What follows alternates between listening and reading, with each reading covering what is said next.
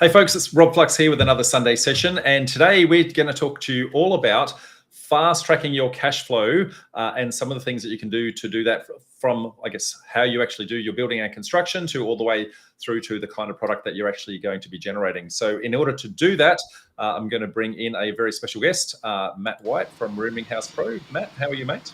Good day, Rob. How you doing? Good to be here. Mate, that South African accent saying good day is not very authentic.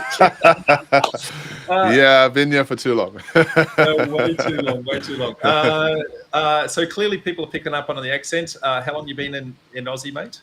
Oh, going on 14 years now, nearly 15 okay, so years. You are a local. Pretty local, yes. We won't hold it against you. I haven't picked up the accent though, but you know. I don't think you ever will, mate. Anyway, so that's not what we're here to talk about, because I guess being a South African, I can talk to you about rugby and all sorts of things. So let's not do that, mate. We're here to talk about, I guess, fast tracking your cash flow from all sorts of perspectives. So there's clearly what you do within your business, which is rooming house side of things, but you've also got some really interesting things that I really want to deep dive into, all about, I guess, your alternative construction methodologies that we'll dive into a little bit later. But firstly, why don't we just tell everyone who you are, where you come from, and who is Matt and why should we be listening to him? Yeah, cool. Thank you so much. Really pumped for the session. Loving this whole vibe that we got going on here. So my name is Matthew White, and I am in the rooming house space. A lot of people might know me or may not know me, but I've been in the rooming house space now for about 8 years. I came across rooming houses purely by force of nature, I suppose. I was living in Perth, living with my partner in Perth. We were working in the mining boom. Money was really good there at the time, and any of those people that worked in the mining boom quite a few years ago know that it suddenly came to a stop, and a lot of people had to kind of move from there and move on their way. And we were one of the people that kind of packed up and we came to Melbourne to set up. But we had a vision. We've always been passionate about real estate. We love real estate. Real estate is our thing. And me and my partner have always been connected in real estate. And we had this idea. We already had quite a bit of real estate, but nothing to the event where we were looking to do, and that was to buy something where we could rent out per room, right? So you buy a property, you rent out the individual rooms, and obviously you're getting more rental income from that property, right? And so this was our idea. We had this vision to do this, and we went on this mission. Now at the time when we went to go and do this, the property prices were going nuts. Like we had a tap out, obviously, and we were going to auctions, and we were getting hammered 100k, 150k a year. Like we had, the auctioneers would have a set price, and we'd be thinking, yeah, we're in to get this, and then boom, we'd be knocked out the park. So it took us a while to get a good property, but with any property, as you know, persistence and commitment is key. You have to get out there, you have to be stuck at it, and make sure you're working at it until you get that deal right. And there's always a deal out there to be had. You just got to be doing your due diligence. Anyway, come to cutting the story a bit shorter. We went to an auction one day, and it was raining, bad weather. The vendor was in stress to sell, and everything was working in our favor, and we won the auction, right? And it was our very first property that we bought to rent out per room. This was fantastic. We renovated it. We put a whole lot of effort into it. It was a really amazing property. We still have this property. And we set it up and rented out the rooms. Straight away, we were cash flow positive. We were doing nuts numbers, right? It was really good. And so we thought, well, hell, this is awesome. Coming back into Melbourne, I'm in construction. So I'm a construction manager. You're a builder, yeah?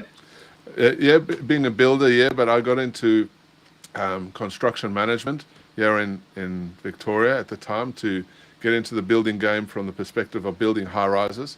That's kind of been my niche for a long time, and so sometimes it's always better to work for somebody in this big industry than it is to try and run your own building company. Building companies are harder, but I worked in this and I was very good at this, so I had a very good income coming in.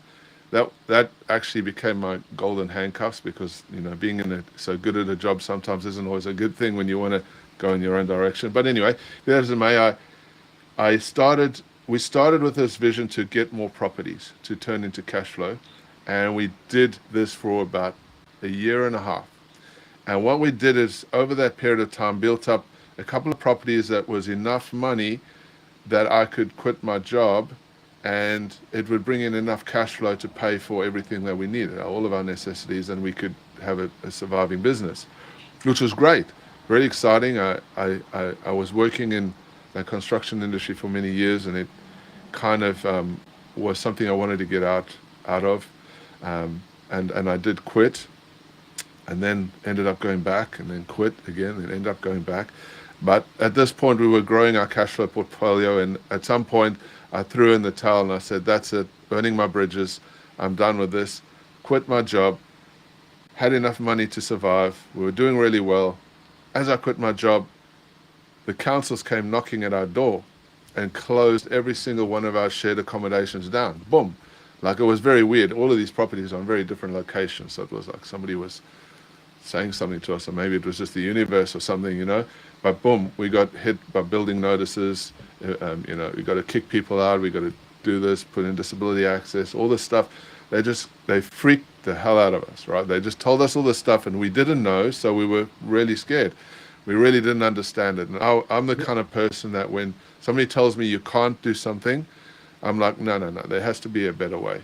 Right, and I stuck to this, and I figured out that there was a better way. I figured out there was some workarounds, and there was some solutions, and I shouldn't just listen to everybody's nonsense. I should actually get real factual information about stuff. Yeah, the points that you're making there, though, Matt, I'm sure there's a lot of people that go in with all the right intentions and naively think that they're doing the right thing, and then accidentally trip over some of the legislation that's sitting behind here. And that sounds like what happened to you in this instance. Like, there's a whole bunch of things like, a class 1A versus a class 1B dwelling, disability access, fire compliance, all the sorts of things that a lot of people just don't know about. So maybe just kind of give a high level overview about, some of the things that people want to educate themselves on before just going into this blind. Yeah, exactly. And this is what we learned going through this process. So one of the key ingredients of a rooming house, or a legal shared accommodation, is that it has to be safe for people to live in, right? A few years ago, there was in Victoria a fire where a couple, unfortunately, the backpacker fire. Yeah, the couple passed away in that fire, and it was because the place wasn't set up correctly. So the regulation is kind of tightened up to create this environment for safety. Some of the core safety is, fire safety systems, smoke alarms, interconnected smoke alarms in all throughout the property, signage, understanding, emergency exit and egress into the property. And on top of that, there's a component where in the building code, there's a requirement to install disability access in that property. So the property has to be disability compliant, which in essence is a good thing. And it creates that sustainability for this part of our society. So those are the core ingredients. You have to have fire safety, and you have to have disability access. Then on top of that, in Victoria, you have to register with the council. The property has to be registered, and you have to get a license. So there's a lot of stuff that needs to be done to get you to the point where you can legally operate and rent out rooms. Getting a license is not that difficult, so long as you haven't robbed a bank or anything. They just do a check on you. Or being caught robbing a bank. There's a or difference. Being caught, yeah. Exactly, right. And there you go. So if you haven't been caught, then you're pretty good, right? So you get a license. That license is important, and it says that you're a fit and proper person, right? You haven't done anything dodgy in your past, which is a good thing, because in the whole context and the whole great scheme of things, when you're making more money from a property, it opens up the gates to nefarious behavior, and that's really what's caused a big problem in the industry. And so this regulation, even though sometimes it's confusing, it's frustrating, and it can be a little bit grey, it is necessary, and I believe that it's the right way to go to set up accommodation properly, where people can live well and safely, and you're looking after that end user, you know. In the past, there's surely been a lot of negative nuances around this whole idea of renting out rooms. So we're looking, one of the things we really are passionate about, or really trying to ingrain with our clients and everyone that we work with, is that at the end of the day, we're looking after people, right? So rooming houses, shared accommodation, we're looking after people. And if you look after that end user, you're going to be well looked after in your real estate investment. Well, they are your client. So you have to look after your client. That's, you know, it doesn't matter the fact that we're trading property. Property is the widget that we're playing with. It's a people game, right? From negotiating to purchase in the first place to, filling the tenancies afterwards to getting council approval across the board. It's all people. And I think a lot of people forget about that, and understanding what is the need of that person on the other side of the transaction and how do I service that need. And if we can solve their problem, that's how we get paid. Yep, absolutely. Problem solving. It's all about problem solving and people. And so where was I? Digress a bit. So coming back to that, so we've evolved from that incident where the councils came and shut us down. We learned a whole lot of information from doing that and facing that pain, because literally all of our income got ripped right out of us. We were freaking out. We didn't know what we were going to do, had no jobs. I literally burnt my bridges with my ex-boss, telling him what he can do to, and so I couldn't really go back. And so there was no going back. Our backs were against the wall, and so we had to figure out solutions, and we did. And that's kind of what has led us to the path where we are today. We started figuring out there were workarounds for converting properties. We figured out that there was ways to do things more efficiently, and a lot of people started coming to us for help. And so we've been helping people for the last 8 years in this space. We've done over 150 completed projects. We've created over 1,200 rentable rooms. We've helped uplift about $4.2 million in upgraded cash flow so far. So we've done a lot of positive and made a big impact in this space so far. And we love what we do. We really, really are passionate about not only helping the investor get a better outcome for their property, but we really do find joy in helping the end user, making sure that they've got a good, safe, comfortable, clean environment to live in. You know? Yeah, thank you. Congratulations, mate, on the success of that. But you touched on something really interesting there. You said, you have a good passion for helping others along the way. But in doing that, I know you're, a builder by trade, and you found, in going through this process and putting all this together, that the construction industry itself has a few flaws in it, and you've decided to take it upon yourself to try and, resolve some of those along the way with how you're actually building some of this stock. So, mate, firstly, let's talk about what is your passion for improving the construction industry in the first place? All right. So from getting into rooming houses, we were doing a lot of converting properties, renovating, but we moved into or shifted into a model of developing and building, constructing rooming houses. And we've been doing this for a while. Now, when we first started in the building space, and anyone that's ever developed or built anything knows that there can be a lot of hiccups along the way, no doubt, right? Any developer will be shaking their head saying, yeah, there are problems along the way, from compliance, from getting planning permits, all the way to your construction, dealing with trades, inclement weather. You know, there's a lot of things that can impact a project, and it happens in a split second, and there's a lot of stuff can be out of your control, and it can be very frustrating. You have a long session of rain on a development project, right? And your trades are down, and you're not getting progress happening. That can be very expensive, very frustrating, and it can really wear you down. And you get a development where you've got planning constraints, and you've got your building surveyors. All these things that come into play can be very frustrating when it comes to building and putting projects together. Now, I know everything there is to know about playing in construction. I've lived it, I've worked it, and I've made money from it. So I've looked at all these things. And one of the things I learned when I was in the construction game, building high-rise buildings, was the speed of implementation that was necessary to make money.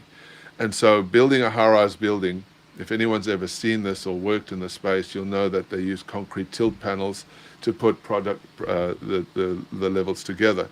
But not only that, everything is very synchronized when you're building a high-rise building. Right, everything happens in its flow, and it happens very timely, and there's a lot of push, right? So you can't make mistakes. And when you're in the zone, in that type of environment, everything has to flow, everything has to be fit perfectly, and all the boxes are ticked. And your panels just come in, and they just get dropped in, right? And in no time, in literally 1 week, you can build an entire level. That's like, it can be 6, 7, 8 apartments. And I love that. I love that energy in construction. I love that you could do this a whole section fast. Coming out of that and building my own product, it became evident that that was not going to happen in your traditional type environment, where the building is slow. You got to deal with trades, and there's a whole lot of policy and process in between that really becomes annoying. A project that you're expecting to finish in 8 months is now 15 months down the track. It can be a killer on your budget, right? It kills your money, and all that profit you were going to make on that deal, boom, gone out of the door. And so, coming from this construction place where I saw so much efficiency and speed happening, and coming into this traditional type construction environment, trying to build my own projects, dealing with builders. And it was literally like the handbrakes were pulled on, and I'm like, no way, there has to be a better way.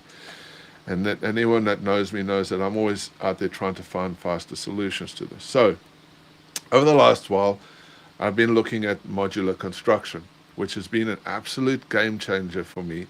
And it's taken our business from trudging along, building slow projects, to absolutely ripping into it and creating these fast turnaround projects. And our quickest projects are 14 weeks, and our longest projects are 18 to 20 weeks. Like, you put that into context to a traditional build, it blows it out of the water. And that brings a whole bunch of efficiencies. So, like, if we just go back to like what they do in the high-rise game, it's not just the tilt construction, but they'll bring in pod bathrooms, for example. It'll actually come on in a they're all made in a factory, and they come in a crane, and they just install 20 bathrooms in one afternoon, right? So just slot them all in. All your kitchens are prefabricated, and they come it's really bringing it down to scale, right? So, and that's, I guess, the little, secret sauce, for want of a better thing, that you've been working on yourself. Because you're building the same kind of product over and over and over, you've been able to productize it. Yeah, that's correct, Rob. And so exactly right. You talk about them building the bathrooms and dropping them in. One of the things that I saw when I was working out in the Pilbara, there was a company that was testing modular construction. They literally built an entire block of apartments in 7 days, which was outstanding. And that was one of the seeds to where I'm going with our projects now. And so the efficiency that is brought in through modular construction is huge, because you're creating everything in a factory. There is no hold up with inclement weather. Your trades are always in one place. You got less wastage from your material. Like, you go into any build construction, traditional build construction, you drive around, you see any build, right? You look at the skips out there, and you'll see all the waste, the material waste, the timber. It's absolutely ludicrous how unenvironmentally friendly that is. It's ludicrous. You look at the factory, this whole clean environment where stuff is getting built. You're not using a piece of timber here. It's going to get used in this next part of the process. So there's a lot less wastage. This then reduces cost. And then when you're doing something that's very structured, which means it's the same over and over and over again, you then can minimize your costs, and you can be in real control of this whole process of building. Then, if you think about how we on site, right? So your holding costs on site are really reduced. So on site, When you get on site, it's typically for our projects, it takes literally 2 weeks, 2.5 weeks for the whole project to come together, and literally turnkeyed in probably about 3 weeks. So we're talking about from vacant block of land to 3 weeks where you've actually got this at lockup, or is it 3 weeks and they're moving in? Yeah, literally 3 to 4 weeks and they're moving in. Literally. Mate, that is an amazing timeline. So we talk about fast tracking your cash flow. That's how to get your cash actually it's starting to come in the door pretty fast, mate. But 3 weeks sounds impressive, but it's not just, hey, you just pick up the phone and, hey, can I have a house in 3 weeks? Right, there's a whole bunch of work that has to happen beforehand. So let's go back, I guess, to the pre-stages. How do we set up for success for 3 weeks? Because there's a lot of planning that needs to go into that up front. Yes, there is. It's taken me a long time to put all of this together. Anyone that's interested in modular construction, now we do it with rooming houses because we want to expedite the results for our clients. But anyone wanting to do modular construction has to understand that there is a lot of pros and cons, and the cons are there's a cost way up to this, because if you don't do the right type of project, it's not going to be cost efficient. You need to actually understand what you're creating, right? So going back to the starting point, first of all, you need to know what your end game is, right? You need to know where you're going with this process and this product. There's going to be a design stage, and with modular, the design and architectural process of this can be quite expensive, because there's an engineering component. So each change that you make impacts a whole lot of other things. You've got to consider logistics, you've got to consider all this stuff, how the pieces come together on the puzzle. So initially there can be quite an expensive design and engineering process to this. But once you get through that, and if you were doing something that's, say, fixed design over and over again, which was what we do, it then becomes much better to work with. So you've got to create a template.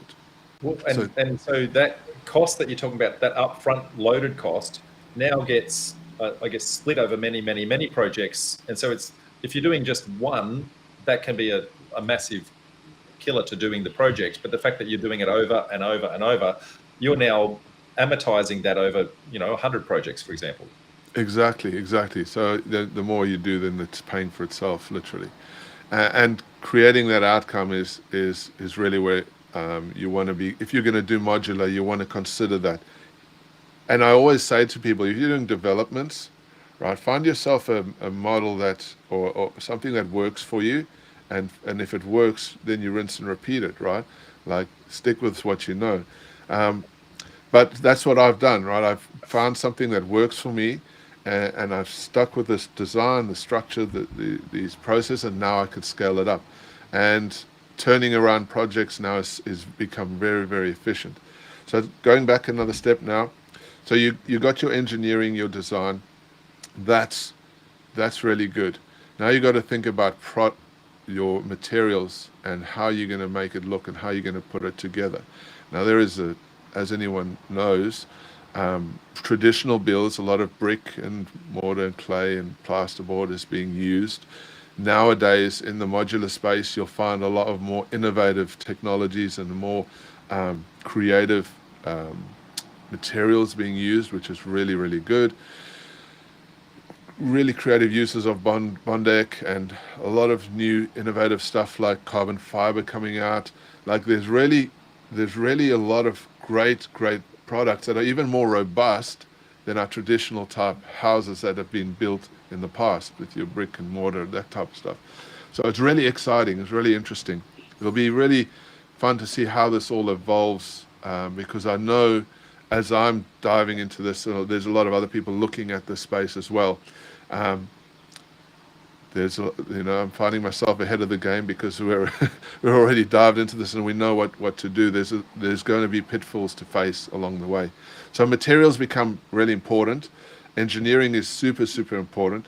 You can imagine that when you're lifting in the products, the logistics of it. There has to be size impacts because you've only got a certain size trucks that they work with, and so you can only fit certain amount onto a truck. So if you overextend on your logistics, that can blow out your cost a bit. When you're coming into putting your projects together, there's going to be logistics of the traffic management. There's going to be a big crane needed, and you're going to have to manage all that with council permits, all that type of stuff to get that project on put together. So all of these things have to be considered, right? Your time, to how you put your pieces together. It's like a little jigsaw puzzle, right? How those little jigsaw puzzles are going to come together. You're saving yourself money on certain aspects. You're going to cost yourself money on other aspects. But these all play a role when you're putting it into place. It has to sing like a bird, right? It has to just work really, really well.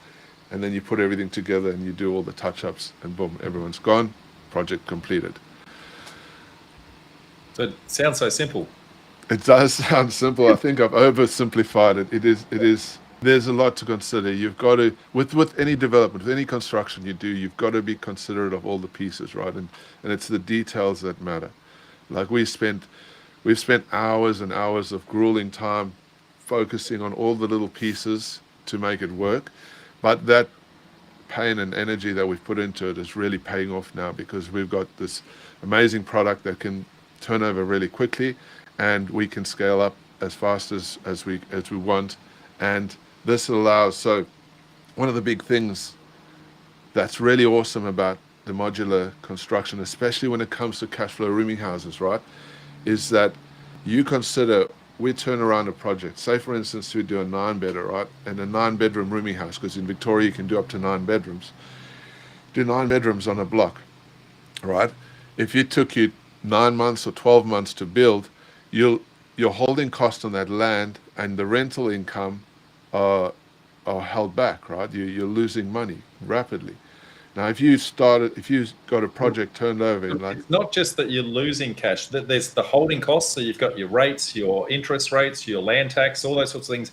You're accumulating cost, right? But at the same time, the fact that it's not built means that you're not generating revenue. And it's the difference between those that's really the impact. So the faster you can bring it in, the less hard cost. And the faster you can bring it in, the more the cash actually starts hitting your bank straight away. Exactly right. And the quicker you turn it around, the more you can, the better off you are. So if you calculated an 18-week turnaround on a project on a 9-bedroom, and how much cash you're able to generate from saving you that time, it's close to $100,000. That's insane savings, right? Like, who wouldn't want to do a project and save $100,000 on a project based on time? And so we're very excited about this whole process, because it's helping in so many ways to be impactful. And hence, the name of the topic today, which is fast tracking your cash flow, getting that cash in your bank much faster. And I guess the revenue that it generates is offsetting the cost of actually constructing in the first place. So, mate, what's super interesting is the fact that you've, kind of cookie cutted these designs so that whether it's going to be a 5-bedroom or a 7-bedroom, an 8-bedroom, depending upon the site, you're able to, use that modular design to kind of come up with all sorts of creative things. And you use I think you used the word jigsaw puzzle, but it's more like Lego bricks, isn't it? Lego bricks, exactly. Yeah, I love Lego. My daughter goes nuts with Lego. I'm always building Lego. So good you bring that up. But yes, it's like a Lego pieces, right? You got to put the Lego pieces together. It's got to make sense. It's got to make sense for you in budget. It's got to make sense for you in time. I mean, if you're putting together these pieces, you'll find that very quickly your budget can blow if you don't put them together properly, right? It's about understanding the construct of the structure. And if you've got a good team working with you, and if you're speaking to the right people, they're always going to be working with you to help you understand where you're going to save money. There's nothing worse than people just listening to you and doing what you say, and then not giving you that advice and saying, well, hey, hold on a minute, maybe you tried this, it could work out a bit better. And then you think about it and go, hey, yeah, of course it's going to work out a bit better. That's what you want in your team, right? And so we've been very fortunate in the people that we work with, our engineers, and the project team, who have helped us really create a process that is not only super fast, but we're saving so much money on all these different pieces of the product that would have cost us so much more money on a traditional build. And so it really is cool. Yeah, there's simple things like, you guys aren't necessarily building slabs when you've got, a sloping ground, but instead you're putting these things on stumps. So you can actually level it nice and easily just by turning a couple of screws. Yeah, exactly. Our foundation goes down in 2 days. Literally, they pour, put in the foundation, and then they level everything off. It's super fast. So, and that's another thing, right? Because part of the whole process, and we look at everything. So foundations has been a big core component, because we're getting a lot of fluctuations in land. Instead of having to excavate it out, we're just putting piers on there, and it's really a faster process. Which means that you're saving on earthworks. You're not having to put retaining walls in. I guess the slab doesn't have as much concrete in. The savings here are compounding. Like, it's not just absolutely, yeah. The savings are good, and it adds up over a project. Like and the costs. It pays for itself at the end of the day. All of these things pay for themselves. But modular is really. So many people have been scared of it. I think modular has a bit of a bad name. I mean, there's been a few companies that have gone bust over the last while. There's been media coverage and that, and there's been a lot of funding issues where it comes to modular. There's seems to be this whole idealism around modular that push people away. One of the things is obviously cost, and whether it's worth it to do modular versus traditional. And it is definitely, for me, when I came into this, I was concerned about all of that, right? I want to do this thing. It's an idea. Is it even going to be worth it? And you go and speak to all the modular companies, and straight away they're throwing these big bills at you and saying, well, you need to first do this engineering. We first need to know how much you're going to do, blah, blah, blah. And so I was like, you know what, screw that. I'm going to take the dive into this, and we're going to spend money. We want to learn. We want to grow. We want to understand this, because if we do this, we're going to be able to marginalize on this new type of construction. And so we have, and it's been really interesting, is that the problem with the modular is because so few people are doing it, it's very niche to high-end earners. And so they're creating these bespoke type housing, and this bespoke type housing can become expensive in itself. And so then you weigh up, well, is it worth doing traditional build versus doing this? And that's where the narrative has come, and it's become this whole thing. But when you dive into it and you look at creating something that's a cookie cutter design, it makes more sense. But the next layer to me became of complexity. Once we'd figured out the construction, we figured out the price points, blah, blah, blah. Okay, how the hell are we going to fund these? What does that look like? So now you've got a really big issue, and I'll just, for everyone else's benefit, the banks don't like your traditional, modular design, because so far as they're concerned, they're very traditionalist in their thinking. And if a house turns up in the back of a truck, one day it's there, the next day it's not. They don't see it actually being raised out of the ground. They just have a fear for this thing going to blow over in the wind, and the big bad wolf coming and huffing and puffing, that sort of stuff. The banks just don't like funding this stuff. So how do you get around the funding side of things? It's been a very interesting journey, right? And same as when I got caught out with us doing the wrong type of share housing, I had to find solutions. And in anything you can find solutions if you put the energy into it. And so one of the big things, right, is that the way that it's always been. There's a big mantra in Australia that when you're trying to change tides, a lot of people push back because this is the way we've always done it, right? We've always done it this way, it works, why change it? And we've bashed our heads against the wall in a lot of areas in the space, and funding has been one of those big things.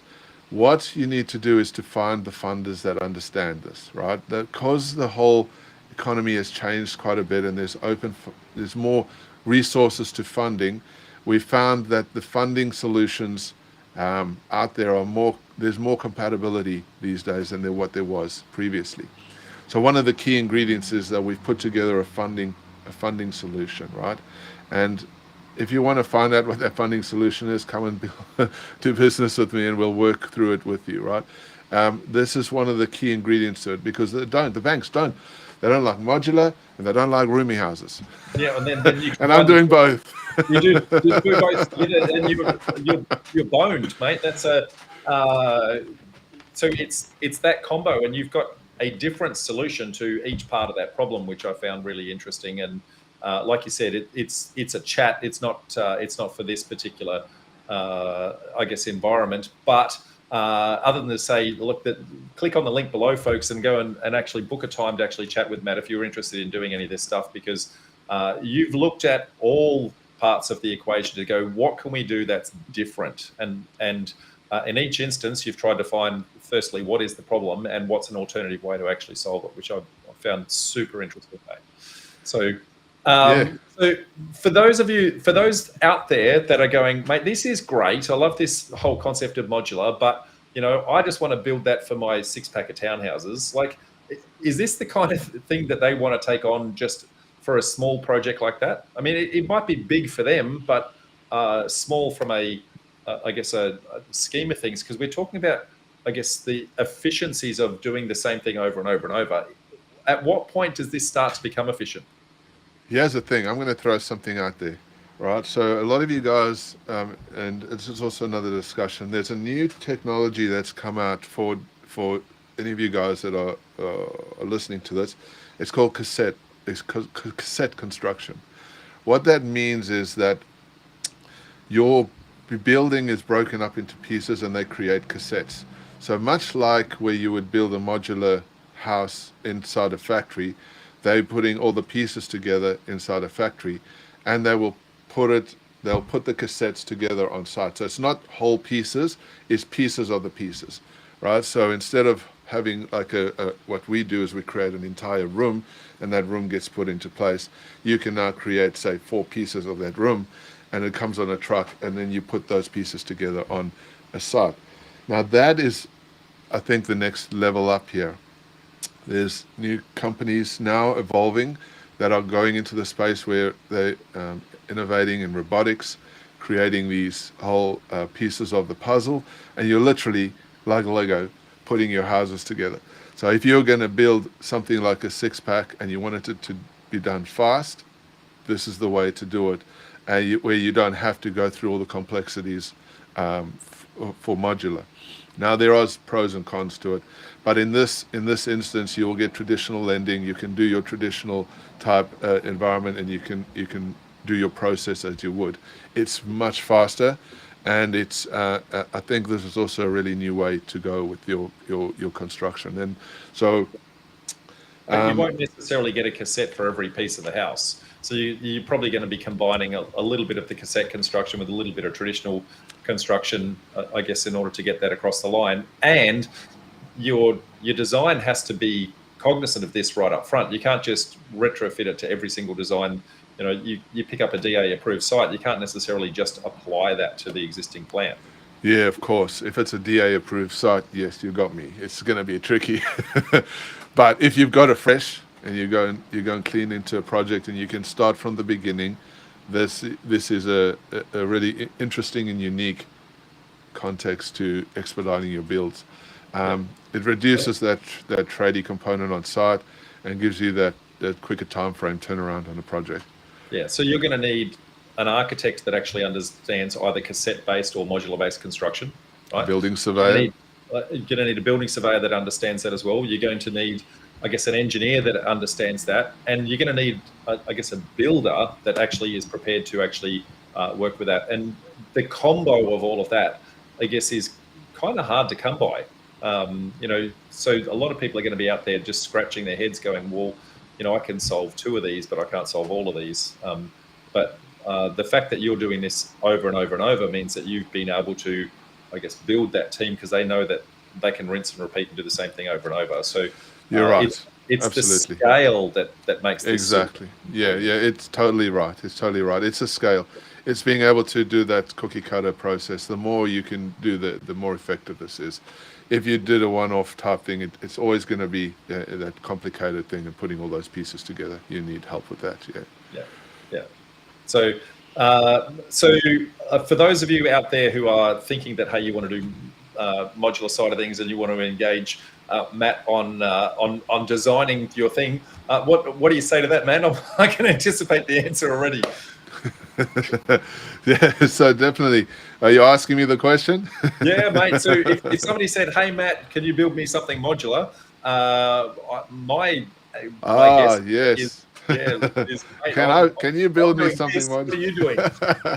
Look, at this, we only build modular rooming houses. We're only stuck on the modular in the rooming house space is what we focus on. Over the years, one of the key ingredients of my success is learning to focus. So I don't delve into other types of areas. I stick to what I'm good at and I stay on my lane. And that's why we've been able to be successful. Well, we've just lost your camera, mate. You keep going. You're good. You're back. And this is why we've been successful, is because we're focused on one idea, one medium. And so if anyone wants to come and work with us and they say, I want to do this idea or that idea, I say, look, it's not for me. I'm not into that. I do rooming houses. We're very good at rooming houses. You want a rooming house? I'll build you rooming houses. That's what we do. And we'll help expedite that and use our modular construction to give you the best outcome possible. Yeah. Now, mate, you're based in Victoria, and so I guess clearly that's where the bulk of all of your work is. But you're also starting to expand around the country. So tell everyone kind of where you are and how that starts to work. How do they engage with you in different ways in different locations? Excellent. Thanks, Rob. So yes, we're evolving now, and because of the potential to scale, we are able to go to other parts of the country. At the moment, we're looking to evolve into Queensland and into Western Australia, and down the track we'll be going into other states as well. So if right now you need help, Queensland, WA, and Victoria are our core areas, but down the track we will be evolving to other areas as well. Yeah, and obviously different legislations in all those different places and all those tripwires that you came across right at the very start. You're navigating each one of those jurisdictions as you're going in, I'm sure. So it's one of those things. Make sure you know what it is that you're doing. Now, me personally, I've been in the rooming house space for close to 15 years, and I know that I did very similar to you up front. Took on some stuff that I didn't know and learnt along the way. So don't go into this stuff uneducated, folks, because it can come back and bite you. But I'm all good now. Matt's all good. It's up to you guys to now be good as well. So, mate, it's been a pleasure getting to know, I guess, a little bit about your business and that sort of thing. I guess the best way for somebody to, get to know a little bit further about what you do is if they click on that link below, propdev.info/rooming pro, that'll go straight to a little bit about your company and a calendar link so they can actually just book in and have a chat. Yep. Excellent. That's probably the easiest way to do it. And then we can have a chat and see if we're a good fit to help you guys. Mate, it's been an absolute pleasure. So thank you very much. At some point, we might even get you to come and do a presentation at one of our events to do like an industry expert presentation on how you actually put some of these modular things together. That would be fantastic. Yeah, that'll be really exciting. I'd love to. Yep. Speaking of which, if anyone wants to come to our events, we run them in four places: Brisbane, Sydney, Melbourne, and Adelaide. If you go to our Developer Network website and click on events, we would love to all of the different issues and challenges that you can have on your property journey. So Matt, it's been an absolute pleasure, mate. Thank you very much. And I look forward to catching up with you in person and having a beer, mate. Excellent. Thanks. Playing some rugby, yeah. No worries. See you, mate. Thanks, mate. Take care. Bye-bye.